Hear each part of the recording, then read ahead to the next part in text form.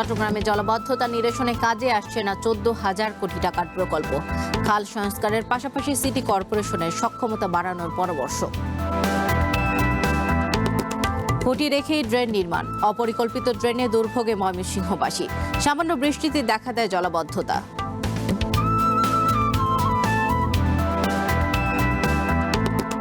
খুলনায় জনসংখ্যা বাড়লেও উন্নতি হয়নি ড্রেনেজ ব্যবস্থার। খাল দখল, ভরাটে ব্যাহত পানি নিষ্কাশন, দুর্ভোগে নগরবাসী।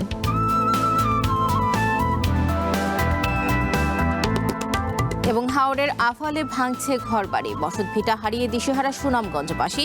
স্থায়ী রক্ষা, দেয়াল নির্মাণের দাবি।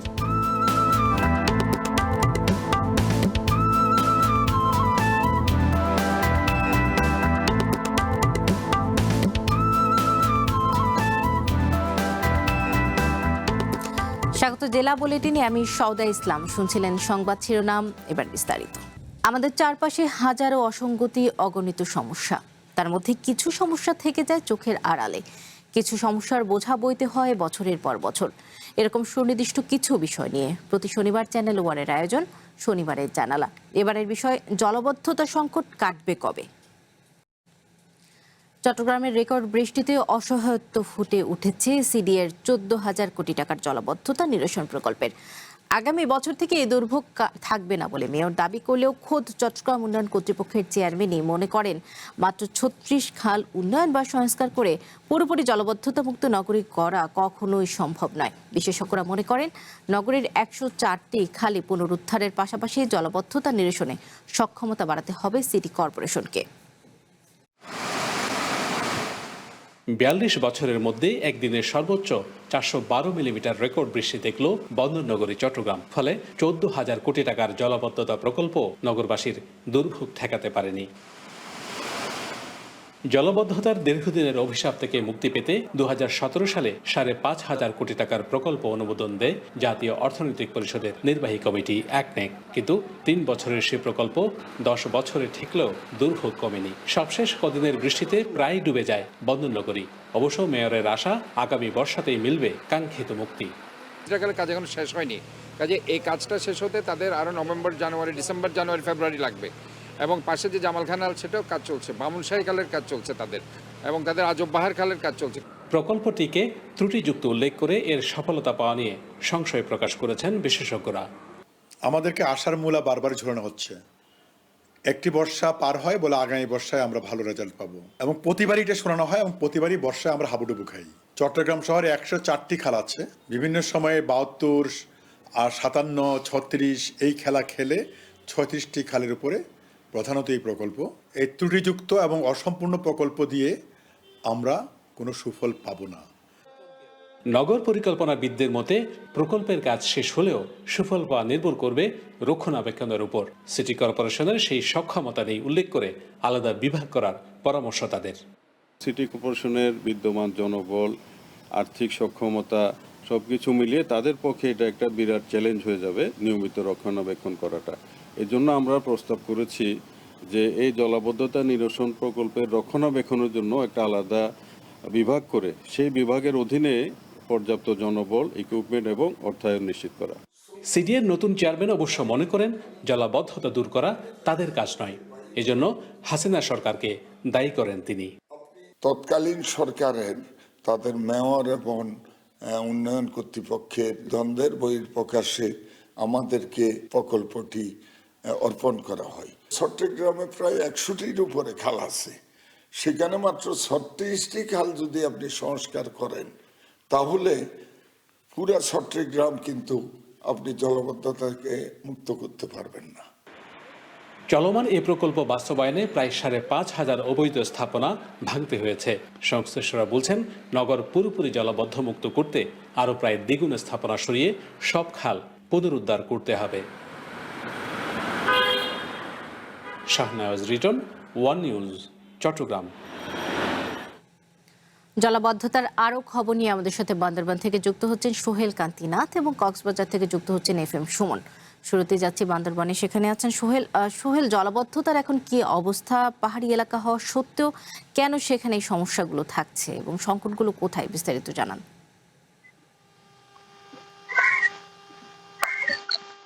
ধন্যবাদ আপনাকে। বান্দরবানে অপরিবর্তিত রয়েছে বন্যা পরিস্থিতি। গতকাল সারা রাত মুষলধারে এবং ভারী বৃষ্টি অব্যাহত থাকার কারণে আবারও বাড়তে শুরু করেছে পানি। আমরা এই মুহূর্তে আছি বান্দরবান মেম্বারপাড়া এলাকায়। আমরা গত কিছুদিন আগে দেখিয়েছিলাম এখানে বন্যা পরিস্থিতি কিছুটা উন্নত হয়েছিল এবং পানি কমতে শুরু করেছে। তবে গতকাল রাত থেকে মুষলধারে বৃষ্টি হওয়ার কারণে আবারও পানি বাড়তে শুরু করেছে। আমরা একটা বিষয় জানিয়ে রাখি, এখানকার যে আমরা স্থানীয়দের সাথে কথা বলেছিলাম, এখানে সামান্য বৃষ্টি হলেও, যেহেতু পাহাড়ি এলাকা, সামান্য বৃষ্টি হলেও তলিয়ে যায় শহরের নিম্নাঞ্চল। এর কারণ হিসেবে এলাকাবাসী যেটা বলতেছে, বান্দরবান শহরে যে পানি একমাত্র বা পানি নিষ্কাশনের একমাত্র মাধ্যম হচ্ছে মেজকি খাল, যা মেজকি ছড়া নামে পরিচিত। সেটা বর্তমানে দিন দিন আসলে দখল দূষণের কারণে অস্তিত্ব হারিয়েছে এবং এটা জিরিতে পরিণত হয়েছে, যার কারণে শহরে যে পানি রয়েছে, পানি নিষ্কাশনের যে মাধ্যমটা রয়েছে, মাধ্যমটা আসলে সংকুচিত হয়ে যাওয়ার কারণে পানি নামতে না পারাতে এখানে যে সামান্য বৃষ্টিতে এখানে নিম্নাঞ্চল গুলো তলিয়ে যায়। আমরা কথা বলেছিলাম বান্দরবান জেলা প্রশাসনের সাথে, তিনি আমাদেরকে যেটি জানিয়েছে, মেজকিখাল সংস্কার এবং খনন পাশাপাশি পুনরুদ্ধারের জন্য তারা একটি প্রকল্প হাতে নিয়েছে। প্রকল্পটি বাস্তবায়ন হলে দ্রুত তারা এই মেজকিখাল খননের জন্য মাঠে নামবে। ফলে পরবর্তীতে যদি মেজকিখাল পুনরুদ্ধার এবং খনন হয়ে যায়, তাহলে আর সামনের বছরগুলোতে জলাবদ্ধতা আসলে কিছুটা হলেও নিরসন হবে। আমরা সকাল থেকে দেখেছি বান্দরবানের শহরের মেম্বারপাড়া, আর্মিপাড়া, শেরেবাংলা নগর, ইসলামপুর থেকে শুরু করে বালাঘাটার যে নিম্নাঞ্চলগুলো রয়েছে, আবারও এসে অঞ্চলগুলোতে নতুন নতুন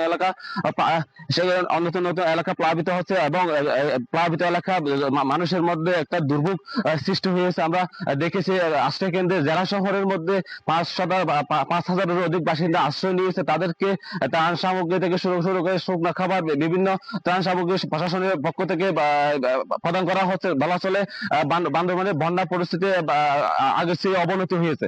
তো এই ছিল আমার কাছে বান্দরবানের বন্যা পরিস্থিতি নিয়ে সবশেষ তথ্য। সোহেল, আপনাকে ধন্যবাদ। এখন চলে যাচ্ছি কক্সবাজারে, সেখানে আছেন সুমন। কক্সবাজারে তো টানা কয়েকদিন ধরে জলাবদ্ধতার সৃষ্টি হচ্ছে এবং বৃষ্টি হচ্ছে। জলাবদ্ধতার সমস্যা দীর্ঘমেয়াদী কেন হচ্ছে আর এর কারণটা কি? সেখানকার কোন কোন এলাকার মানুষ বেশি দুর্ভোগ পোহাচ্ছে এবং যারা দুর্ভোগের শিকার হচ্ছেন তাদের খাদ্য ব্যবস্থা কিভাবে কি সংগ্রহ করছেন এবং কারো পক্ষ থেকে কোনো সহায়তা তাদেরকে করা হচ্ছে কিনা জানাবেন বিস্তারিত। হ্যাঁ, ধন্যবাদ সৌদা ইসলাম। আমি যদি আপনাকে বলি যে আপনি যেমনটা বলছিলেন, জলাবদ্ধতা আসলে কেন নিরসন করা যাচ্ছে না। আজকে কয়েকদিনের টানা বর্ষণ, অর্থাৎ আজকে প্রায় পঞ্চম ষষ্ঠ দিনের মতো গড়ালো এই টানা বৃষ্টি। এই টানা বৃষ্টির ফলে আমরা কক্সবাজারে যেটি দেখেছি, বানের পানি এসেছে মাতামুহুরীর বাঁধ ভেঙে। কিন্তু এরই পূর্বে কক্সবাজারের বিভিন্ন নিম্নাঞ্চল কিন্তু জলাবদ্ধতায় প্লাবিত হয়েছে। আমি যদি আপনাকে একটু দেখাবার চেষ্টা করি, আমি এই মুহূর্তে রয়েছি পেকুয়া শহীদ জিয়াউর রহমান উপকূলীয় কলেজে। কলেজের সামনের অবস্থা দেখলে আপনি বুঝতে পারবেন কি পরিমাণ জলাবদ্ধতা আসলে এখানে তৈরি হয়েছে। বিশেষ করে ড্রেনেজ ব্যবস্থা ঠিক না থাকবার কারণে এসব সৃষ্টি হচ্ছে বলে মনে করছেন এখানকার স্থানীয়রা। এছাড়া কক্সবাজারে আমি বিভিন্ন জনের সঙ্গে কথা বলেছি, স্থানীয় বাসিন্দা, তারা যেটি বলছে যে এখানকার যেগুলো স্লুইস গেট রয়েছে পানি নিষ্কাশনের জন্য, আর সেই স্লুইস গেটগুলো অব্যবস্থাপনা, কিংবা কিছু স্লুইস গেট আছে যেগুলো হচ্ছে পুরনো, এগুলো দীর্ঘদিন সংস্কার না করার ফলে, আর কিছু আছে দখলে নিয়েছে, অর্থাৎ মাছ ধরবার জন্য কিছু অসাধু মানুষ দখলে নিয়েছে, আর কিছু লিজের নামে দখল দেওয়া হয়েছে। যার ফলে আমরা দেখেছি এই যে ড্রেনেজ ব্যবস্থা কিংবা পানি নিষ্কাশন ব্যবস্থা সঠিকভাবে হচ্ছে না স্লুইস গেট দিয়ে। যেমন বৃষ্টি হলে, ধরেন নিম্নাঞ্চলে বৃষ্টি হলো, এই বৃষ্টিগুলো যখন আপনার স্লুইস গেট দিয়ে যেতে না পারে, ফলে দেখা যায় নিম্নাঞ্চলে জলাবদ্ধতার সৃষ্টি হয়। জলাবদ্ধতার ফলে মানুষের ঘর বাড়িতে পানি ওঠে, মানুষের দুর্ভোগ আসলে শেষ থাকে না। আর যদি বলি যে কক্সবাজারে যে টানাবর্ষণ অব্যাহত আছে, এর ফলে কিন্তু অনেক মানুষ দুর্ভোগে পড়েছে। তাদের আসলে খাদ্য সহায়তা কিংবা ত্রাণ সামগ্রী প্রশাসনের পক্ষ থেকে আসলে দেওয়া হচ্ছে। আমরা গতকাল দেখেছি বিভিন্ন এনজিও সংস্থা এবং ব্যক্তি পর্যায়ে মানুষ আসলে আস্তে আস্তে এগিয়ে আসছে। কারণ যেভাবে মানুষ দুর্ভোগ পোহাচ্ছে কক্সবাজারের নিম্নাঞ্চলে, যেখানে প্লাবিত হয়েছে নতুন নতুন করে, আর সেখানে আসলে মানুষের দুর্ভোগের শেষ নাই। এছাড়া যদি বলি, কক্সবাজারে আসলে জেলা প্রশাসনের পক্ষ থেকে কিংবা উপজেলা প্রশাসনের পক্ষ থেকে ত্রাণ সহায়তা বিতরণ অব্যাহত রেখেছে বলে তারা আমাকে জানিয়েছে। কিন্তু মানুষ যেটি বলছে, তারা এখনো পর্যন্ত ত্রাণের অপেক্ষায় আছেন, এরকম অনেকে বলেছেন। কিন্তু অনেকের কাছে দেখা গেছে যে তারা ত্রাণ পাচ্ছেন, শুকনো খাবার পাচ্ছেন। আর কক্সবাজারে এই পর্যন্ত আসলে টানা বৃষ্টিপাত গতকালকে রাত্রে একটু থামলেও আজকে সকাল থেকে আমরা দেখছি আবার অব্যাহত আছে। কক্সবাজারের চকরিয়া, পেকুয়া, মাতামুহুরী, কুতুবদিয়া, উখিয়া, রামু, টেকনাফ সহ জেলার প্রায় সবকটি উপজেলায় জলাবদ্ধতা এবং কিছু কিছু উপজেলায় আমরা দেখেছি বানের পানি ঢুকেছে, মানুষ দুর্ভোগ পোহাচ্ছে। এই ছিল বর্ষা আমার কাছে কক্সবাজার থেকে বন্যা পরিস্থিতির সর্বশেষ। সুমন, আপনাকে ধন্যবাদ। কক্সবাজার ও বান্দরবান এলাকার জলাবদ্ধতার সর্বশেষ তথ্য দেখছিলাম। ময়মনসিংহ নগরের বিভিন্ন এলাকায় বিদ্যুতের খুঁটি রেখেই করা হয়েছে ড্রেন নির্মাণ। আবার অনেক এলাকায় বাসাবাড়ি থেকে উঁচু করে তৈরি করা হয়েছে ড্রেন। সামান্য বৃষ্টিতেই বাসাবাড়িতে উঠছে পানি, বাড়ছে দুর্ভোগ। অপরিকল্পিত কাজে সুফলের চেয়ে ভোগান্তি বেড়েছে নগরবাসীর। ভোগান্তি কমাতে উন্নয়ন কাজে সিটি কর্পোরেশনকে আরও দায়িত্বশীল হওয়ার তাগিদ নাগরিক সমাজের। ড্রেনের মাঝখানে বিদ্যুতের খুঁটি, সেই খুঁটিতে ময়লা আটকে বাধাগ্রস্ত হচ্ছে পানি প্রবাহ।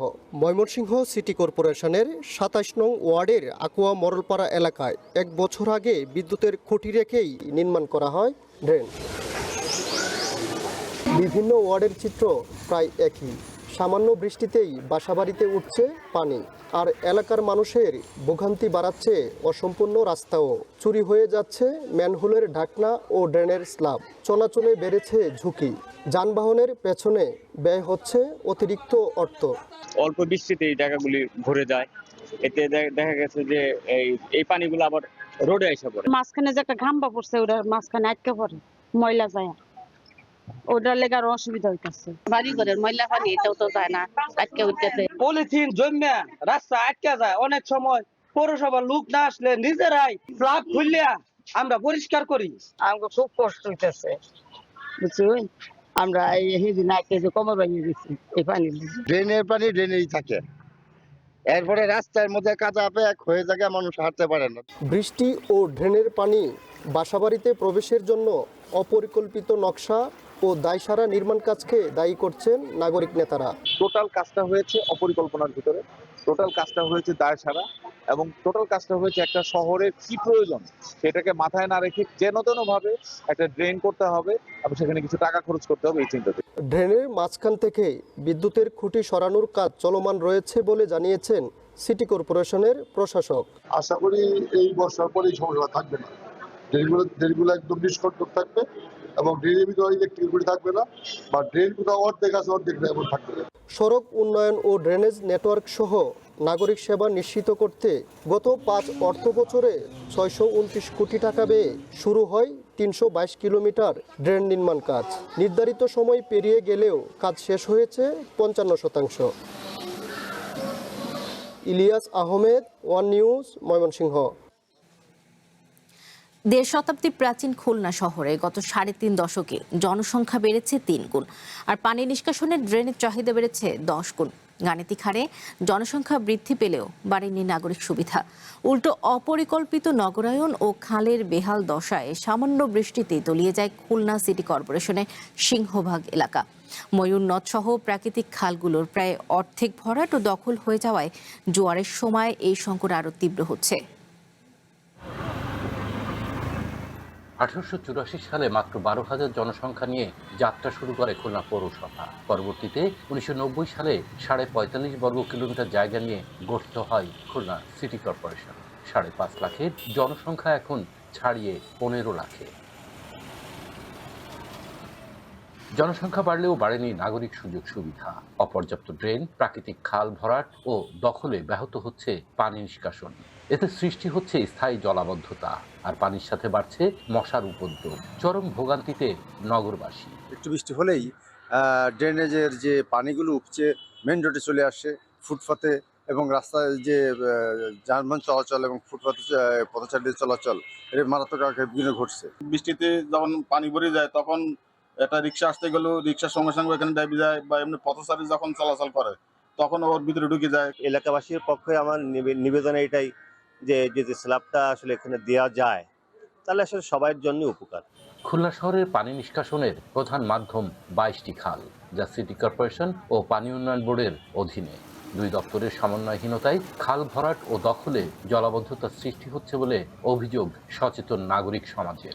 সিটি কর্পোরেশন বর্ষার মৌসুমের আগে কেন সেটি পরিষ্কার করে নগরবাসীর দুর্ভোগের নিরসনের জন্য চেষ্টা চালানো হয়নি? সম্মিলিত প্রয়াসে যদি আমরা সকলে চেষ্টা করি তাহলে আমাদের খুলনা নগরীকে জলবদ্ধতা দূরীকরণে অনেকাংশে হয়তো সম্ভব হয়ে উঠবে। সিটি কর্পোরেশন বলছে পানি নিষ্কাশনে ড্রেন পরিষ্কারের পাশাপাশি জলাবদ্ধতা নিরসনে নির্মাণ করা হচ্ছে আধুনিক পাম্প হাউস। জনগণের এবং আপনাদের যে কাঙ্ক্ষিত চাহিদা যে বৃষ্টি হবে, নদীতে জোয়ার থাকবে, তারপরেও শহরে জলাবদ্ধতা হবে না, কারণ এখানে খুব হাই পাওয়ারের একটা পাম্প স্টেশন আমরা বসাবো। পলিথিনের স্তূপ জমেছে, কোথাও 4 ফিট 5 ফিট পলিথিন স্তূপ জমেছে। এগুলো পরিষ্কার না করে শহরের কিছু ড্রেন পাকা করলেই কিন্তু পানি সরবরাহ ঠিক হবে না। বেশিরভাগ সুইচ গেট ভেঙে গেছে, সেখান থেকে পানি বেরোতে পারে না, শুধু পানি ঢোকে। সেসব জায়গা আবার কেটে সুন্দর করা, এবং এই চ্যালেঞ্জ নিয়ে আমরা কাজ করছি। দুর্ভোগ নয়, জলাবদ্ধতা দূর করে নাগরিক সেবার মান উন্নয়নে কার্যকর পদক্ষেপ নিবে সংশ্লিষ্ট কর্তৃপক্ষ, এমনটাই প্রত্যাশা খুলনাবাসীর। সোহেল মাহমুদ, চ্যানেল 1, খুলনা। বর্ষা এলেই সুনামগঞ্জের হাওড়াঞ্চলে শুরু হয় টিকে থাকার নতুন সংগ্রাম। পাহাড়ি ঢলে পানি বাড়ার সঙ্গে সঙ্গে হাওড়বাসীর জন্য মূর্তমান আতঙ্ক হয়ে দাঁড়ায় ভয়ঙ্কর ঢেউ। স্থানীয়দের ভাষায় যাকে বলা হয় আফাল। প্রতি বছর এই আফাল কেড়ে নেয় অসংখ্য মানুষের ঘরবাড়ি। এবারও বিশ্বম্ভরপুর উপজেলার বাহাদুরপুর গ্রামে ঢেউয়ের আঘাতে বসত ভিটা হারিয়ে দিশেহারা বহু পরিবার। উজান থেকে নেমে আসা পাহাড়ি ঢল আর টানা বর্ষণে উত্তাল হয়ে উঠেছে সুনামগঞ্জের হাওড়াঞ্চল। এর সঙ্গে যোগ হয়েছে ভয়ঙ্কর ঢেউ, আর সেই ঢেউয়ের আঘাতে বিশ্বম্ভরপুর উপজেলার খরচার হাওড়পাড়ের বাহাদুরপুর গ্রামে প্রতিদিনই ভাঙছে বসত ভিটা। প্রায় ১১৩টি পরিবারের এই গ্রামটি হাওরের একেবারে কিনারায়, ফলে ঢেউয়ের সরাসরি আঘাত সহ্য করতে হচ্ছে গ্রামবাসীকে। বিশেষ করে রাতের বেলায় ঢেউয়ের তীব্রতা বেড়ে যাওয়ায় আতঙ্কে নির্ঘুম কাটছে তাদের। এরই মধ্যে হাওরে বিলীন হয়ে গেছে ২০টি পরিবারের ঘরবাড়ি। অনেকেই নিরাপদ স্থানে সরে যেতে বাধ্য হচ্ছেন, কেউ আবার বাঁশ, গাছের খুঁটি ও কচুরিপানা দিয়ে অস্থায়ী বাঁধ তৈরি করে শেষ সম্বলটুকু রক্ষার চেষ্টা করছেন। এই বাঁশ বাড়ি দিয়ে আমরা কোনো ঠিকঠাকানা রাখতে পারি না, আমরা রাইতে দিনে কোনো গুম ধরে না। ঘর ভাঙিয়ে দেবে, ঘর দর ভালাইয়া ক্ষমা করে যে করে গ্রামবাসীর অভিযোগ, প্রতি বছর একইভাবে ঘরবাড়ি হারালেও স্থায়ীভাবে ঢেউ প্রতিরোধের কোনো উদ্যোগ নেওয়া হয়নি। প্রতিরক্ষা দেয়াল নির্মাণের দাবি জানিয়ে আসলেও মেলেনি কার্যকর সমাধান। কোনো পরিকল্পনা নেই তো, তাহলে আমরা কোনো বাঁচার একটা উপায় হলো না। এই বন্যার কারণে কোনো চলাফেরা কোনো কিছু করতে পারতাছি না। ওয়াল দিছিলাম, ওর একবার নিচে ভাঙ্গা না, বাঙ্গ হতে আছে। কিভাবে থাকবো? আপনারা যদি একটু আমরা উৎসাহ না করেন তাহলে আমরা টাকার কোনো আর সম্ভব নেই। জেলা প্রশাসন বলছে ক্ষতিগ্রস্ত পরিবারের তালিকা করে জরুরি সহায়তা দেওয়া হবে। এগুলোতে রিটার্ন বরাদ্দ দেওয়া আছে, সো এটা উপজেলা নির্বাহী অফিসারগণ সেটি তথ্য জানাপূর্বক সেটি ব্যবস্থা নেবেন। সাথে যখন হয়তো যদি নদীর পানি যেটা আসে বা জেনুইন যে বন্যাটা সেটা আসার জন্য আমরা প্রস্তুত আছি। প্রতি বছরই পাহাড়ি ঢল আর আফালের আঘাতে ঘরবাড়ি হারাচ্ছেন হাওরবাসী। তবে স্থায়ী সুরক্ষা ব্যবস্থা ও পুনর্বাসনের কার্যকর উদ্যোগ না থাকায় বর্ষায় এলেই একই দুর্ভোগে পড়ছেন হাজারো মানুষ। 1 ন্যাশনাল ডেস্ক। এই বিষয়ে আরো জানাতে আমাদের সাথে হবিগঞ্জ থেকে যুক্ত হচ্ছেন নিরঞ্জন গোস্বামী। নিরঞ্জন, একে তো বর্ষার মৌসুম, তার সাথে টানা বৃষ্টি, সেখানে নিচু এলাকাগুলোর কি অবস্থা? বাঁধ ভাঙার পর পানিবন্দী মানুষ কোথায় অবস্থান করছেন এবং জলাবদ্ধতার সমস্যা সেখানে কতটা প্রকট? সর্বশেষ বিস্তারিত জানাবেন। হ্যাঁ, বর্ষা আপনি যেমনটি বলছিলেন, আকস্মিক বন্যার ফলে হবিগঞ্জের সৃষ্ট জলাবদ্ধতায় কিন্তু হবিগঞ্জের ২০টি গ্রামের প্রায় অর্ধলক্ষাধিক মানুষ কিন্তু দুর্ভোগে পড়েছে। গত বৃহস্পতিবার রাতে হবিগঞ্জ সদর উপজেলার কালীগঞ্জ নামক স্থানে খোয়া নদীর বাঁধে ভাঙন দেখা দেয়। এরপরে কিন্তু হবিগঞ্জের লামাতাসি, মিরপুর এবং লস্করপুর ইউনিয়নের অন্তত 20টি গ্রাম কিন্তু তলিয়ে যায়। ওই সব গ্রামের যারা আসলে পানিবন্দী মানুষ যারা ছিলেন তারা কিন্তু বাঁধ ভাঙার পরেই কিন্তু তারা বাঁধ এবং উঁচু যেসব জায়গাগুলো ছিলেন সেগুলোতে আশ্রয় নেন। পরবর্তীতে তারা বিভিন্ন বিদ্যালয়, বিভিন্ন মসজিদ এবং ইউনিয়ন পরিষদ কার্যালয়ে কিন্তু তারা অবস্থান নেন। আমরা সকাল থেকে কয়েকটি দুর্গত এলাকায় ঘুরে যেতে দেখতে পেরেছি। বিভিন্ন এলাকায় কিন্তু পানি কমতে শুরু করেছে, তবে বেশিরভাগ এলাকাতেই কিন্তু এখনো কোমর থেকে বুক সমান পানি রয়েছে। আর বিশেষ করে যেটি জানাতে চাই সেটি হচ্ছে ওইসব দুর্গত এলাকায় কিন্তু সুপেয় পানির তীব্র সংকট দেখা দিয়েছে। বিশেষ করে যেসব নলকূপগুলো রয়েছে সবগুলোই কিন্তু পানিতে তলিয়ে গেছে। এর ফলে কিন্তু এই এলাকাতে তীব্র সুপেয় পানির সংকট দেখা দিয়েছে। আমি এখন আছি হবিগঞ্জ সদর উপজেলার হাতিরতান এলাকায়। ওইখানে একটি বিদ্যালয় আছে। এখানে কিন্তু ওই এলাকার প্রায় 50টি পরিবারের কিন্তু আশ্রয় নিয়েছিল। তারা যেমনটি বলছেন, এলাকায় যেহেতু কোনো সুপেয় পানির নলকূপ অবশিষ্ট নেই, সবগুলো পানিতে তলিয়ে গেছে। ফলে এই এলাকাগুলোতে কিন্তু এখানে কিন্তু তীব্র পানি সংকট দেখা দিয়েছে। পাশাপাশি এখন পর্যন্ত কোনো ধরনের কিন্তু তারা সরকারি সহযোগিতা পাননি। তারা কিন্তু কোনো সরকারি সহযোগিতা পাননি। এর ফলে কিন্তু এখানে তীব্র খাদ্য সংকটও কিন্তু দেখা দিয়েছে। তারা যেমনটি বলছেন, যদি শীঘ্রই তাদের সরকারি সহায়তা না দেওয়া হয় তাহলে আসলে এখানে মানবিক বিপর্যয় দেখা দিতে পারে। বর্ষা। নিরঞ্জন, আপনাকে ধন্যবাদ। হবিগঞ্জ থেকে জলাবদ্ধতা দুর্ভোগের সর্বশেষ তথ্য দেখছিলাম। বর্ষায় নাগরিক জীবনের অন্যতম দুর্ভোগ জলাবদ্ধতা। অপরিকল্পিত নগরায়ন ও ড্রেনেজ ব্যবস্থার কারণে এই দুর্ভোগ অসহনীয় হয়ে ওঠে। বাড়ে যানজট, নষ্ট হয় কর্মঘণ্টা। পানিতে তলিয়ে থাকায় অরক্ষিত ড্রেনে পড়ে ঘটে প্রাণহানির ঘটনাও। জেলা ও বিভাগীয় শহরে নানা উন্নয়ন প্রকল্প নেওয়া হলেও মেলে না সমাধান। প্রতি বর্ষায় নগর পৌর কর্তৃপক্ষের পক্ষ থেকে দেয়া হয় আশ্বাস। বর্ষায় নাগরিক জীবনের বড় দুর্ভোগ শহরের জলাবদ্ধতা। অপরিকল্পিত ড্রেনেজ ব্যবস্থা এবং অপরিচ্ছন্নতায় বাড়ে এই দুর্ভোগের মাত্রা। অল্প বৃষ্টিতেই তলিয়ে যায় শহরের অলিগলি থেকে শুরু করে গুরুত্বপূর্ণ এলাকা। যাতায়াতে বাড়ে ভোগান্তি, বাড়ে যানজট। জেলা ও বিভাগীয় শহরে নানা উন্নয়ন প্রকল্প নেওয়া হলেও মেলে না সমাধান। সিলেট নগরীতে দিন দিন বাড়ছে যানজটের মাত্রা। সংকীর্ণ সড়ক, অবৈধ পার্কিং এবং অপরিকল্পিত নগরায়ন এই সমস্যা তৈরি করে। বছরে অন্যান্য সময় যানজট কিছুটা সহনীয় থাকলেও বর্ষায় বাড়ে দুর্ভোগের মাত্রা। সামান্য বৃষ্টি হলেই সুরমা নদীর পানি উঠে চেনা শহর রূপ নেয় অচেনা শহরে। তৈরি হয় জলাবদ্ধতা, এতে বাড়ে নাগরিক দুর্ভোগ। সিটি কর্পোরেশনের দায়হীনতার কারণে যারা এই নগরীতে বসবাস করি তারা আমরা দুর্ভোগ পোহাচ্ছি। সিটি কর্পোরেশন বলছে, জনদুর্ভোগ দূর করে শহরের সৌন্দর্য বাড়াতে নেওয়া হয়েছে মেগা প্রকল্পটা শুরু করলে আলোর মুখ দেখলে মানুষ দেখতে পাবে অগ্রগতিটা। সুরমা নদীতে ব্যাকফ্লো করে পানি যাতে শহরে না ঢুকে তার ব্যবস্থা করবে। তবে এই মেগা প্রকল্প নিয়ে নগর পরিবেশবিদদের আছে ভিন্ন মত।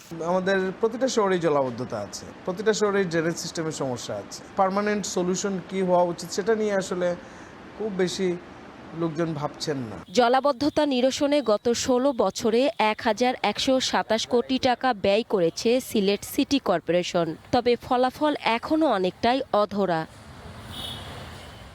একইভাবে শতভাগ ড্রেনেজ ব্যবস্থা নিশ্চিত করতে পারেনি নোয়াখালী পৌরসভা। এখনও চাহিদার তুলনায় 30 থেকে 40% কম। পৌরসভার ড্রেন নিয়মিত পরিষ্কার না করায় অল্প বৃষ্টিতেই শহরে সৃষ্টি হয় জলাবদ্ধতা। পৌরসভার 8 নম্বর ওয়ার্ডসহ বেশিরভাগ এলাকার চিত্র ভয়াবহ। নিষ্কাশনের ব্যবস্থা না থাকায় পানিবন্দী হয়ে দুর্ভোগ পোহাতে হচ্ছে বাসিন্দাদের। ড্রেনের ব্যবস্থাটা থাকতো তাইলে মনে করেন আপনি পানিগুলো নামে যাইতো, তাইলে পানি জমতো না। সামান্য জায়গার মধ্যে এই একটা ড্রেন গত জীবনে হয় নাই। পৌর কর্তৃপক্ষ বলছে, নতুন সড়কের সাথে বাধ্যতামূলক করা হয়েছে ড্রেনেজ ব্যবস্থা। অন্য বছরগুলোতে আপনি খেয়াল করেন যে এই সময় যে পরিমাণ জলাবদ্ধতা হয়ে যেত, এবছর কিন্তু সেটা নাই। আমরা যখনই যেখানে যে রাস্তা করব, রাস্তার পাশে আমাদের ড্রেন থাকবে। নোয়াখালী পৌরসভায় সেকেন্ডারি ড্রেনেজ ব্যবস্থা রয়েছে প্রায় 14 কিলোমিটার আর সরু ড্রেন রয়েছে প্রায় 33 কিলোমিটার, যা নাগরিকদের প্রয়োজনের তুলনায় অর্ধেকেরও কম। এছাড়া দুর্ভোগ দুর্দশার আরেক নাম ঝিনাইদহ পৌরসভা। কাঁচা ভাঙা ড্রেন এবং বেশিরভাগ জায়গায় উন্মুক্ত স্ল্যাব পথচারীদের জন্য হয়ে উঠেছে মরণ ফাঁদ। পৌর এলাকার ড্রেন নিয়মিত পরিষ্কার না করায় আবর্জনা এবং মশা মাছির উপদ্রব বাড়ছে। সীমাহীন দুর্ভোগ পোহাতে হচ্ছে পৌরবাসীকে। এভাবেই চলছে বছরের পর বছর। এই পাড়া থেকে যত বর্জ্য দিয়ে আসে, এটার আসলে শেষ বলে কোনো একটা জায়গা সেটা পরিণতি উন্নতি হিসাবে নাই। সরকারের কাছে আমাদের দাবি থাকবে, এই ঝিনাইদহ প্রথম শ্রেণীর পৌরসভা এখানকার ড্রেনেজ ব্যবস্থার জন্য একটা আলাদা প্রকল্প নিয়ে টোটাল শহরের পরিকল্পিতভাবে একটা ড্রেনেজ ব্যবস্থা গড়ে তোলা। আবর্জনা পরিষ্কার ও জলাবদ্ধতা নিরসনে নিয়মিত কাজ করা হচ্ছে বলে জানিয়েছেন পৌরসভা প্রশাসক। পৌর এলাকার জলাবদ্ধতা দূরীকরণের জন্য 6.15 কিলোমিটার দীর্ঘ একটি ড্রেনেজ সিস্টেম নির্মাণের কাজ চলমান রয়েছে। আমরা আশা করি বিদ্যমান ড্রেনেজ ব্যবস্থা যেটি আছে সেটি সংস্কার করে জলাবদ্ধতা দুর্ভোগ থেকে মুক্তি দেওয়ার জন্য আমরা সচেষ্ট রয়েছি। ঝিনাইদহ পৌরসভায় 362 কিলোমিটার ড্রেন রয়েছে। এর মধ্যে কাঁচা drain 250, pipe drain 30, brick drain 65 এবং আরসিসি ড্রেন রয়েছে মাত্র 16 কিলোমিটার। One national desk. অপর্যাপ্ত ও দুর্বল ড্রেনেজ ব্যবস্থার কারণে অল্প সময়ের বৃষ্টিতে গাইবান্ধা শহরের বিভিন্ন সড়ক ও নিচু এলাকা পানিতে তলিয়ে যায়। এই বিষয়ে বিস্তারিত জানাতে যুক্ত হচ্ছেন আফরোজা লুনা।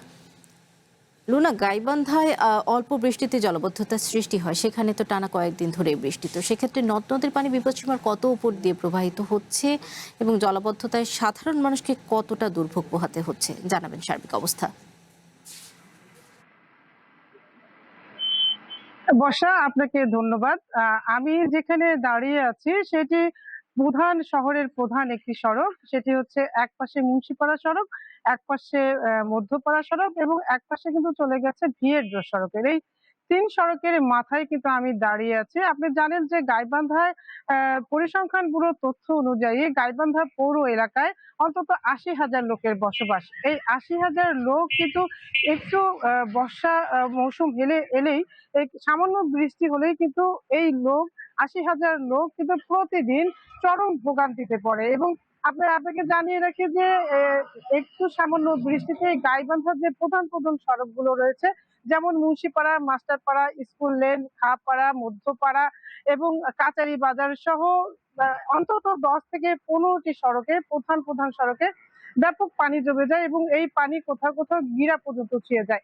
এই পানিতে পানি মারিয়ে কিন্তু প্রতিদিন হাজার হাজার মানুষ এই পথে চলাচল করে এবং স্কুলগামী ছেলেমেয়েরা এই পথ দিয়ে চলাচল করে, অফিসগামী মানুষেরা এই পথে চলাচল করে এবং ব্যবসায়ীরাও কিন্তু এই পথ দিয়ে চলাচল করে। এতে করে চরম ভোগান্তিতে পড়তে হয় যানবাহন চালক এবং শিক্ষার্থীদের। অনেক ক্ষেত্রে অ্যাক্সিডেন্ট হয়ে কিন্তু দুর্ঘটনারও শিকার হয় অনেকে এবং বিশেষ করে শিশু এবং বৃদ্ধরা কিন্তু চরম ভোগান্তিতে পড়ে। এবং পানির এই জলাবদ্ধতা কিন্তু কয়েকদিন স্থায়ী হয়ে থাকে। আপনি আমার ক্যামেরায় হয়তো দেখছেন, এটি হচ্ছে মুন্সিপাড়া সড়ক। অনেক দূর পর্যন্ত গিরার উপরে পর্যন্ত পানি জমে আছে এখানে এবং এই পানি কিন্তু অনেক দিন পর্যন্ত স্থায়ী হবে।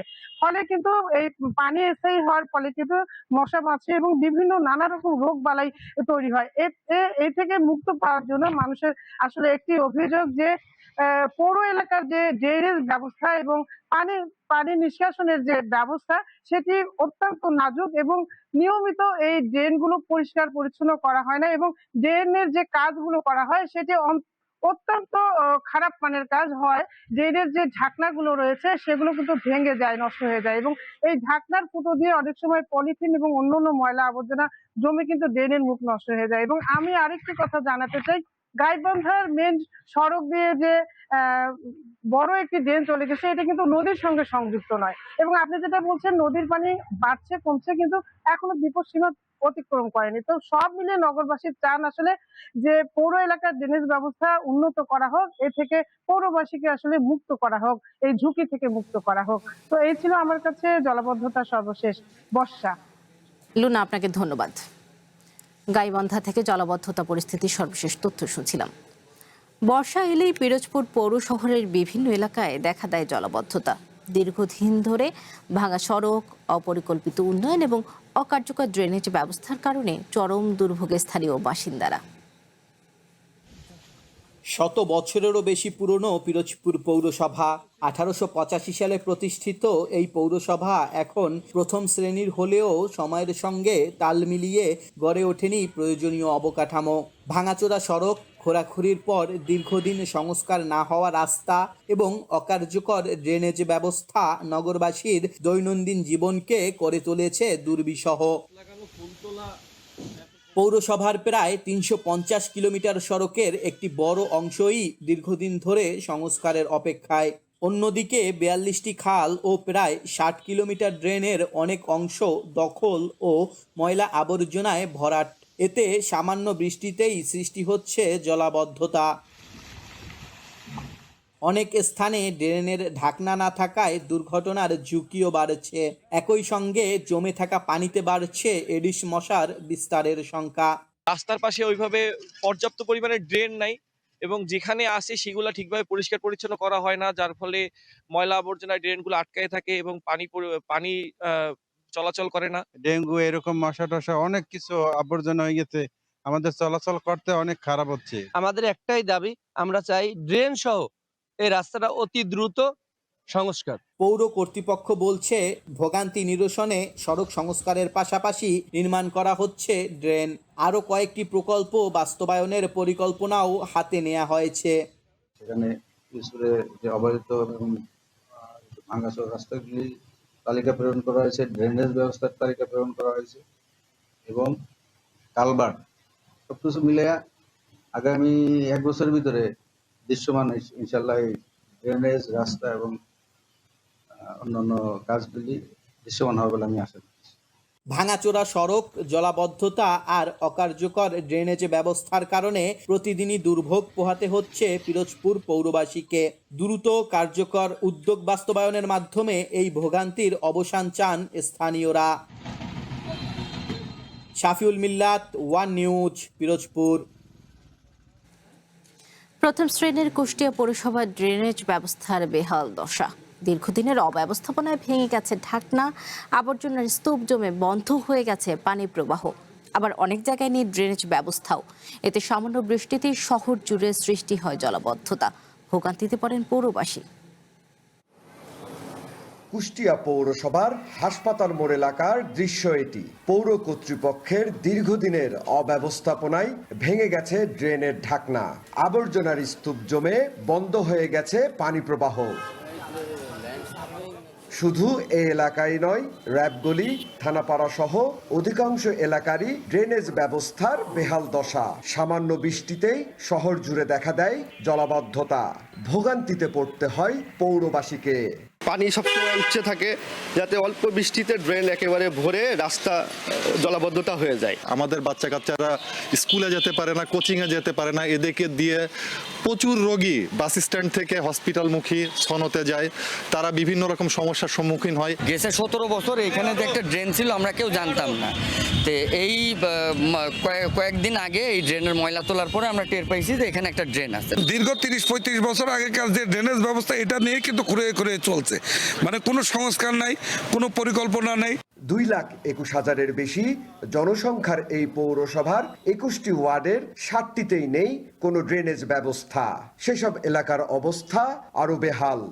একদিন বৃষ্টি হলেই আমরা 10 দিন পানিতে ভোগান্তি ভোগ করি। পানি জমছে এখানে, আমাদের স্কুল কলেজে যাতায়াত করার জন্য অনেক অসুবিধা হয়েছে, সেটাও বলা হয়েছে।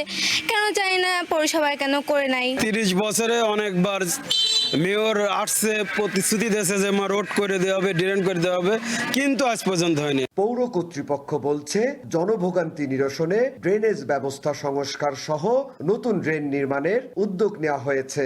দ্রুতই শুরু হবে কাজ। বর্তমানে যে সকল প্রকল্পগুলো নেওয়া হচ্ছে, সবগুলো প্রকল্পই আমরা চেষ্টা করছি রোড এবং ড্রেন একসাথে স্ল্যাব সহ, যাতে পরবর্তীতে এখন যে আমরা যে ঝামেলাটা ভোগ করছি, দীর্ঘদিনের ঝামেলাটা, এই ঝামেলাটা যেন আমাদের না থাকে, সমস্যাটা আমরা উত্তরণ করতে পারি। ঐতিহ্যবাহী দেশের অন্যতম এ পৌরসভার নাগরিক ভোগান্তি লাঘবে শুধু আশ্বাসী নয়, কার্যকারী ড্রেনের ব্যবস্থা, প্রতিনিয়ত পরিষ্কার পরিচ্ছন্নতা এবং কার্যকারী ব্যবস্থাপনা নিশ্চিত করা গেলে কমতে পারে কুষ্টিয়া শহরের দীর্ঘদিনের ভোগান্তি। এখন পৌরবাসীর অপেক্ষা কবে মিলবে স্থায়ী সমাধান। সনি আজিম, ওয়ান নিউজ, কুষ্টিয়া। 150 বছরের প্রাচীন দিনাজপুর পৌরসভায় প্রায় 450 কিলোমিটার ড্রেন থাকার পরও অবসান ঘটেনি জনদুর্ভোগের। সামান্য বৃষ্টিতে হাঁটু পানিতে তলিয়ে যায় রাস্তাঘাট, উপচে পড়া নোংরা পানিতে তলিয়ে যায় ঘরবাড়ি ও দোকানপাট। দ্রুত সমস্যার সমাধানের দাবি পৌরবাসীর। সমস্যার সমাধানে আশ্বাসের কথা বলেও দায় সারা পৌর কর্তৃপক্ষ। 1869 সালে গঠিত প্রথম শ্রেণীর দিনাজপুর পৌরসভায় বর্তমানে প্রায় 3.25 লাখ মানুষের বসবাস, কিন্তু 150 বছরেও বাড়েনি কাঙ্ক্ষিত নাগরিক সুবিধা। পৌরসভার 373 কিলোমিটার ড্রেনের বেশিরভাগই রক্ষণাবেক্ষণের অভাবে ভরাট হয়ে গেছে। সামান্য বৃষ্টিতেই তৈরি হয় তীব্র জলজট। সংকট দূর করতে 56 কোটি টাকা ব্যয়ে চলছে আরও 16 কিলোমিটার নতুন আরসিসি ড্রেন নির্মাণের কাজ। তবে স্থানীয়দের অভিযোগ, চারপাশের ঘরবাড়ি ও ব্যবসা প্রতিষ্ঠানের চেয়ে ড্রেনগুলো উঁচুতে তৈরি করা হচ্ছে। ফলে প্রতিনিয়তই ড্রেনের নোংরা পানি ঢুকে পড়ছে বাসাবাড়ি ও ব্যবসা প্রতিষ্ঠানে। ড্রেন, রাস্তার, দোকান সবগুলোর প্ল্যান পাস করেছে পৌরসভা। কাজে পৌরসভার এটা উচিত ছিল যে ড্রেনটা এইভাবে আচমকা উঁচু না করে। বর্ষার পানি আমাদের এই দোকানের মধ্যে ঢুকে যাচ্ছে, এটা মারাত্মক সমস্যা হচ্ছে। আমাদের ব্যবসা বাণিজ্য খুব খারাপ অবস্থায় আছে।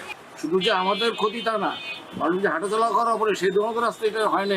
স্বাভাবিক একটা উঁচা থাকতো তো সবার কাছে গ্রহণযোগ্যতা থাকতো, সবাই ভালোভাবে চলাফেরা করে আসতে পারতো এদিকে আর কি, কিন্তু সেভাবে এটা হয় নাই। বাজেট সংকটে গত 20 বছর ধরে বড় কোনো উন্নয়ন কাজ না হওয়াকে সমস্যার অন্যতম কারণ বলছে পৌর কর্তৃপক্ষ। জলাবদ্ধতা নিরসনে গিরিজা ও ঘাগড়া খাল খননের উদ্যোগ নেওয়া হয়েছে বলে জানান এই কর্মকর্তা। ইতিমধ্যে ড্রেন এবং রাস্তার কাজ শুরু হয়েছে। 3টে প্যাকেজের আনুমানিক 56 কোটি টাকার কাজ শুরু হয়েছে। আমরা আশা করছি যে সময়ের মধ্যে, শিডিউল সময়ের মধ্যে কাজটা সম্পন্ন হলে দিনাজপুরবাসীর অনেকাংশেই দুর্ভোগ হতে লাঘব পাবে। প্রাচীন এই পৌরসভার ড্রেন ও রাস্তা নির্মাণ কাজ নির্দিষ্ট সময়ের মধ্যে ও যথাযথ নিয়মে শেষ করতে পারলে দীর্ঘদিনের জনদুর্ভোগের অবসান ঘটবে বলে প্রত্যাশা পৌরবাসীর। One national desk. জলাবদ্ধতার আরও খবর নিয়ে আমাদের সাথে গোপালগঞ্জ থেকে যুক্ত হচ্ছেন সঞ্জয় বিশ্বাস। সঞ্জয়, গোপালগঞ্জে এই সমস্যা কতটা তীব্র? নগরবাসীকে বৃষ্টি হলে কতটা দুর্ভোগ পোহাতে হয়? জলাবদ্ধতা কেমন অবস্থায় সেখানে? সর্বশেষ জানাবেন সার্বিক অবস্থা। বর্ষা, আপনাকে ধন্যবাদ। গোপালগঞ্জে আধা ঘন্টার বেশি বৃষ্টি হলেই জলাবদ্ধতা তৈরি হয় বিভিন্ন সড়কে এবং নিচু এলাকাগুলোতে। এটা গোপালগঞ্জের নৈমিত্তিক একটা চিত্র।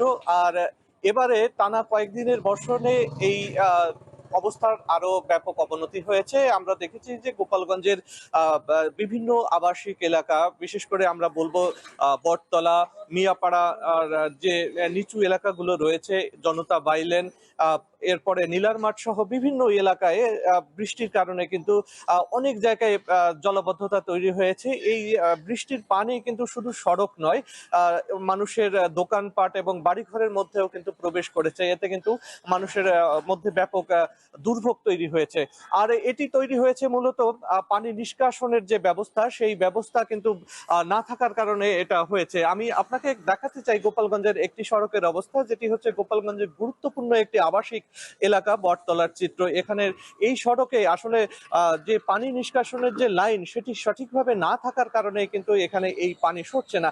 এরকম অনেকগুলো সড়ক রয়েছে যেখানে পানি কিন্তু সরেনি, এবং গোপালগঞ্জের যে বিভিন্ন এলাকায় যে মানুষের যে চলাচল, সেটা কিন্তু ব্যাপকভাবে বিঘ্নিত হচ্ছে। আমরা দেখেছি স্কুলগামী যে শিক্ষার্থী রয়েছে, এরপরে অফিসগামী লোকজন, তারা কিন্তু ব্যাপকভাবে এতে বিঘ্নিত হচ্ছে, এবং যাদের ঘরে পানি প্রবেশ করেছে সেই সমস্ত মানুষজন কিন্তু চরম দুর্ভোগের ভিতরে রয়েছে। আমরা পৌর কর্তৃপক্ষের সঙ্গে কথা বলেছিলাম, তারা বলেছে যে বর্ষার আগে থেকেই তারা পানি নিষ্কাশনের যে ড্রেনগুলো রয়েছে সেগুলো তারা পরিষ্কার করেছে, কিন্তু তারপরেও বিভিন্ন জায়গায় এই জলাবদ্ধতা রয়েছে। আর এই জলাবদ্ধতা থেকে নিরসনের জন্য পৌরবাসী কিন্তু ইতিমধ্যেই কর্তৃপক্ষের নজর কাড়ার চেষ্টা করেছে, কর্তৃপক্ষকে জানিয়েছে যে যাতে তাদের এই জলাবদ্ধতা থেকে তারা মুক্তি পেতে পারে। আর এটির জন্য পৌর কর্তৃপক্ষ দ্রুত এবং তাড়াতাড়ি কার্যকরী পদক্ষেপ নেবে, এটি তাদের প্রত্যাশা। বর্ষা, এই পর্যন্ত ছিল আমার কাছে গোপালগঞ্জের জলাবদ্ধতার খবর। সঞ্জয়, আপনাকে ধন্যবাদ। গোপালগঞ্জ থেকে জলাবদ্ধতা পরিস্থিতির সর্বশেষ তথ্য শুনছিলাম। কিশোরগঞ্জ পৌর শহরে সামান্য বৃষ্টিতে তৈরি হচ্ছে জলাবদ্ধতা। প্রধান সড়ক থেকে শুরু করে অলিগলি বৃষ্টি হলেই ডুবে যায় সবখানি। স্থানীয়দের অভিযোগ, অপরিকল্পিত ড্রেন নির্মাণ ও নিয়মিত পরিষ্কার না করায় এ দুর্ভোগ। বিষয়টি স্বীকার করে পৌরসভার নির্বাহী কর্মকর্তা জানান, জলাবদ্ধতা নিরসনে নেওয়া হচ্ছে ব্যবস্থা। ভারী বৃষ্টি হলেই পানির নিচে তলিয়ে যায় কিশোরগঞ্জ পৌর শহরের প্রধান সড়ক থেকে শুরু করে অলিগলি। নগুয়া প্রথম মোড় এলাকায় বৃষ্টি না থাকলেও সারা বছর রাস্তায় জমে থাকে নোংরা পানি। প্রতিদিনের এই ভোগান্তি যেন এখন শহরবাসীর নিত্যসঙ্গী। স্থানীয়দের অভিযোগ, অপরিকল্পিতভাবে ড্রেন নির্মাণ, নিয়মিত পরিষ্কার না করায় ব্যাহত হচ্ছে যান চলাচল। ক্ষতির মুখে পড়ছেন ব্যবসায়ীরা। এদিকে জলাবদ্ধতার পাশাপাশি শহরের অনেক স্থানে ড্রেনের উপর নেই কোনো ঢাকনা, ফলে বয়স্ক ও শিশুদের জন্য ড্রেনগুলো যেন এক মরণ ফাঁদ। বাসাবাড়ি পোল্ট্রিং আসে, আইসে জাম লাগে, পরিষ্কারের লোক নাই। বৃষ্টি হইলে কোন দিকে গাতা কোন দিকে সমান এটা তো বোঝা যায় না। ছেলে ভাঙ্গে গেছে গা, বিভিন্ন জায়গার মাঝে কইরে মানুষ অনেক দুঃখ পাইতেছে, অনেক ব্যথা পাইতেছে। ড্রেনের উপরে দিয়া কিছু দেখা যায় না, এর জন্য আমরা অনেক সময় পড়ে যাই। বাসাবাড়ির ময়লা পানি ড্রেন থেকে রোডে উঠে যায়। কয়েকটা জায়গায় ড্রেনটা এতটাই সরু যে পানি সেখান দিয়ে নিষ্কাশন হতে পারে না। জনদুর্ভোগের বিষয়টি স্বীকার করে পৌরসভার নির্বাহী কর্মকর্তা জানান, জলাবদ্ধতা নিরসনে নিয়মিত ড্রেন পরিষ্কারের কার্যক্রম পরিচালনা করা হচ্ছে। ইতিমধ্যে ওই যে এই স্ল্যাব কাটার মেশিন ক্রয় করা সহ প্রশাসক মহোদয় গুরুত্বপূর্ণ অনেক সিদ্ধান্ত নিয়েছেন এবং জেলা প্রশাসক স্যারেরও নির্দেশনা রয়েছে এই কাজগুলোকে সুষ্ঠুভাবে করে জনদুর্ভোগ যেন লাঘব হয়, আমরা সেই অনুযায়ী কাজ করে যাচ্ছি। জলাবদ্ধতা আর খোলা ড্রেনের ঝুঁকি থেকে মুক্তি পেতে সাময়িক উদ্যোগ নয়, বরং দীর্ঘমেয়াদী ও পরিকল্পিত ড্রেনেজ ব্যবস্থার দাবি কিশোরগঞ্জ পৌরবাসীর। শরফ উদ্দিন জীবন, ওয়ান নিউজ, কিশোরগঞ্জ। জামালপুরের ইসলামপুরে বিএনপির দুই পক্ষের মধ্যে সংঘর্ষের ঘটনা ঘটেছে। শুক্রবার সন্ধ্যায় উপজেলার থানার মোড়ে জেলা পরিষদ ডাকবাংলো প্রাঙ্গণে এ ঘটনা ঘটে। সংঘর্ষের সময় জামালপুর 2 আসনের সংসদ সদস্য ও উপজেলা বিএনপির সভাপতি সুলতান মাহমুদ বাবু এবং উপজেলা বিএনপির সাধারণ সম্পাদক নুরুল ইসলাম নবাবের গাড়ি ভাঙচুর করা হয়।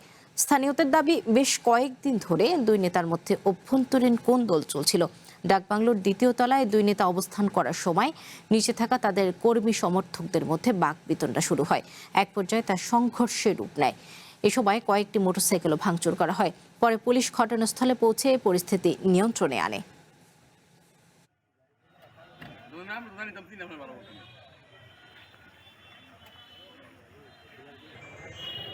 সরকারি দপ্তর ও সরকারের কোনো উন্নয়ন প্রকল্পে দলীয় সিন্ডিকেটকে প্রশ্রয় দেয়া হবে না, এমন মন্তব্য করেছেন আইনমন্ত্রী মোহাম্মদ আসাদুজ্জামান।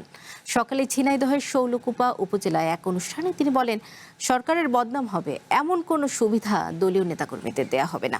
চাঁদাবাজি বা অন্য কোনো অপরাধে জড়িত ব্যক্তি যত বড়ই নেতা হোক না কেন, তাকে আইনের আওতায় আনা হবে বলেও জানান আইনমন্ত্রী। এ সময় বরিশালে দলীয় পরিচয় অনিয়মের একটি ঘটনার উদাহরণ টেনে তিনি বলেন, সরকার রাত পার না হতেই অভিযুক্তকে আইনের আওতায় এনেছে। শৈলকুপা উপজেলা স্বাস্থ্য কমপ্লেক্সের শয্যা সংখ্যা বাড়ানো এবং উন্নত স্বাস্থ্যসেবা নিশ্চিত করতে সরকারের পরিকল্পনার কথাও জানান আইনমন্ত্রী।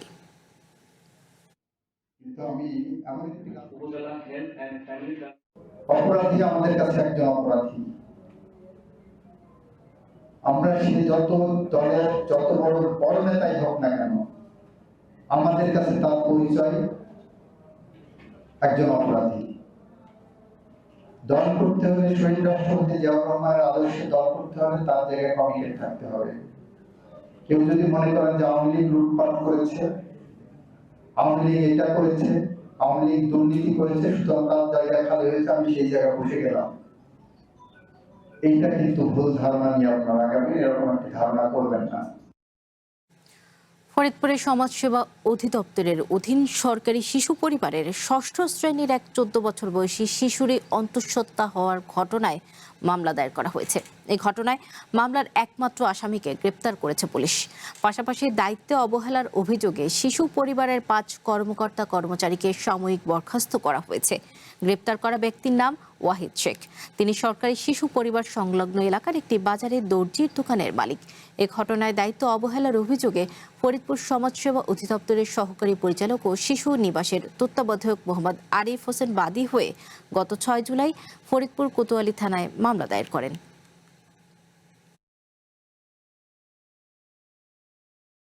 সমাজসেবা সে দর্শন করে এবং তার ফলশ্রুতিতে তার পেটে সে প্রেগনেন্ট হয়, তখন আমরা অভিযোগের ভিত্তিতে আমরা ওখান থেকে ওইখানে তাকে মামলা নেওয়ার পরে আসামিকে গ্রেপ্তার করে থানা নিয়ে আসি এবং বিধি মোতাবেক কোর্টে চালান করা। গণভোটের গণরায় বাস্তবায়ন, তিস্তা মহাপরিকল্পনা বাস্তবায়ন, সীমান্ত হত্যা বন্ধ এবং পুশিন বন্ধ সহ 4 দফা দাবিতে আজ রংপুরে বিভাগীয় সমাবেশ করবে জামায়াত নেতৃত্বাধীন 11 দলীয় ঐক্য। নগরীর জেলা স্কুল মাঠে আয়োজিত এই সমাবেশে জামায়াতের আমির ও জাতীয় সংসদের বিরোধী দলীয় নেতা ডক্টর শফিকুর রহমান, এনসিপির আহ্বায়ক নাহিদ ইসলাম সহ জোটের কেন্দ্রীয় নেতারা বক্তব্য রাখবেন। সমাবেশকে ঘিরে শেষ মুহূর্তের প্রস্তুতি নিয়ে শুক্রবার সন্ধ্যায় সংবাদ সম্মেলন করেছেন জামায়াতের রংপুর দিনাজপুর অঞ্চলের পরিচালক আব্দুল হালিম। এ সময় রংপুর বিভাগের সংসদ সদস্য সহ 11 দলীয় জোটের স্থানীয় নেতারা উপস্থিত ছিলেন।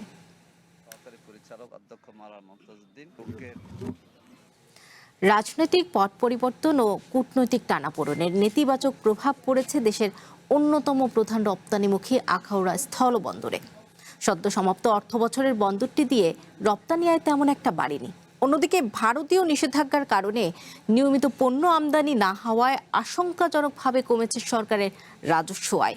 বন্দরের গতিশীলতা ফেরাতে দুই দেশের সরকারকে ইতিবাচক উদ্যোগ নেওয়ার আহ্বান জানিয়েছেন ব্যবসায়ীরা।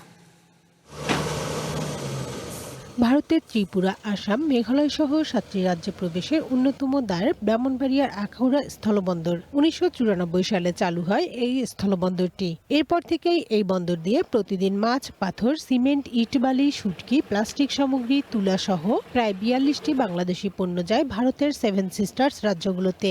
এই অর্থ বছরে ভারতে পণ্য রপ্তানি হয়েছে 524 কোটি 2 লাখ টাকা।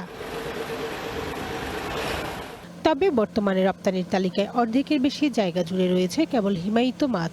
বন্দর সংশ্লিষ্টরা বলছেন, জুলাই গণ অভ্যুত্থানের পর দুই দেশের কূটনৈতিক টানাপোড়েনের জেরে 2025 সালের মে মাসে বাংলাদেশ থেকে বেশ কয়েকটি উচ্চ চাহিদা সম্পন্ন পণ্য আমদানিতে নিষেধাজ্ঞা দেয় ভারত সরকার। 1 বছরেরও বেশি সময় পার হলেও সেই নিষেধাজ্ঞা প্রত্যাহার না হওয়ায় স্থবিরতা নেমে এসেছে রপ্তানিতে। অন্যদিকে পণ্য আমদানি অনিয়মিত হওয়ায় বন্দরটি বড় অঙ্কের রাজস্ব হারাচ্ছে। যতগুলো ল্যান্ডপোর্ট আছে তাদের সাথে সবগুলো ল্যান্ডপোর্ট অচল। বর্তমানে আমাদের এই নাই বললেই চলে, রপ্তানি অনেকাংশে কমে গেছে। রপ্তানিতে যে পণ্যগুলো ভারত সরকার কর্তৃক বন্ধ হয়ে আছে ওগুলোই একটা টিম করে আমাদের এই রপ্তানির যে ব্যারিয়ারটা আছে এটা ক্লিয়ার করে দিই। আমাদের রপ্তানিটা আগের জায়গায় যাবে, প্রতিদিন 50-60 গাড়ি মাল এক্সপোর্ট হবে আমাদের এই বন্দর দিয়ে। ব্যবসায়ী নেতারা বলছেন, বন্দরের প্রাণ ফেরাতে নিষিদ্ধ পণ্য ছাড়া অন্য সব ধরনের পণ্য আমদানির উন্মুক্ত অনুমতি দেয়া এখন সময়ের দাবি। তাদের সাথে যদি কূটনৈতিক সম্পর্ক এবং রাজনৈতিক সম্পর্ক উন্নতি করা হয় তাহলে আমাদের উভয় দেশেরই ব্যবসা বাণিজ্যের অনেক বৃদ্ধি অনেক উন্নতি ঘটবে। এদিকে বাণিজ্যিক গতিশীলতা ফেরাতে দুই দেশের সরকারকে ইতিবাচক উদ্যোগ নেওয়ার আহ্বান জানিয়েছে ভারতীয় ব্যবসায়ী প্রতিনিধিরা। দুই দেশের মধ্যে যাতে একরকম ব্যাপার থাকে, আমরাও দিতে পারি, বাংলাদেশ থেকেও যাতে পণ্য আমদানি করা যায়, রপ্তানি করা যায়। যে রেস্ট্রিকশনগুলো আছে দুই দেশের সরকার মিলে এটাকে যত তাড়াতাড়ি সম্ভব এটাকে রেস্ট্রিকশনটাকে তুলে দিতে হবে। শুল্ক স্টেশন কর্তৃপক্ষ জানিয়েছে, রাজস্ব ঘাটতির বিষয়টি ঊর্ধ্বতন কর্তৃপক্ষকে এরই মধ্যে জানানো হয়েছে। এই সংকট কাটাতে ব্যবসায়ীদের দাবিগুলো গুরুত্বের সাথে বিবেচনা করা হচ্ছে। যারা ব্যবসায়ী আছে, যারা এই নিকটবর্তী এলাকায় যারা ব্যবসা করছেন, তারাও আমাদের সাথে রেগুলার প্রতিনিয়ত যে দাবিগুলো জানাচ্ছেন যাতে এখানে আমদানি কার্যক্রমটাকে একটু বেগবান এবং গতিশীল করা হয়। এই দুটো দাবিকে আমরা আসলে নিয়মিত বিরতিতে আমাদের ঊর্ধ্বতন কর্তৃপক্ষকে অবহিত করছি।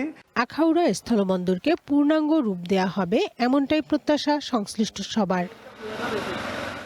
One national desk. জেলা বুলেটিন শেষ করার আগে শিরোনামগুলো জানিয়ে দেবো আরো একবার। চট্টগ্রামে জলাবদ্ধতা নিরসনে কাজে আসছে না 14,000 কোটি টাকার প্রকল্প। খাল সংস্কারের পাশাপাশি সিটি কর্পোরেশনের সক্ষমতা বাড়ানোর পরামর্শ। খুঁটি রেখে ড্রেন নির্মাণ, অপরিকল্পিত ড্রেনে দুর্ভোগে ময়মনসিংহবাসী। সামান্য বৃষ্টিতেই দেখা দেয় জলাবদ্ধতা।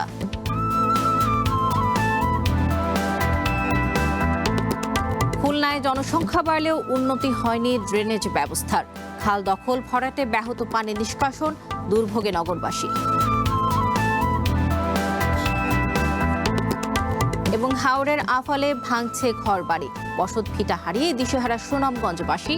স্থায়ী রক্ষা দেয়াল নির্মাণের দাবি।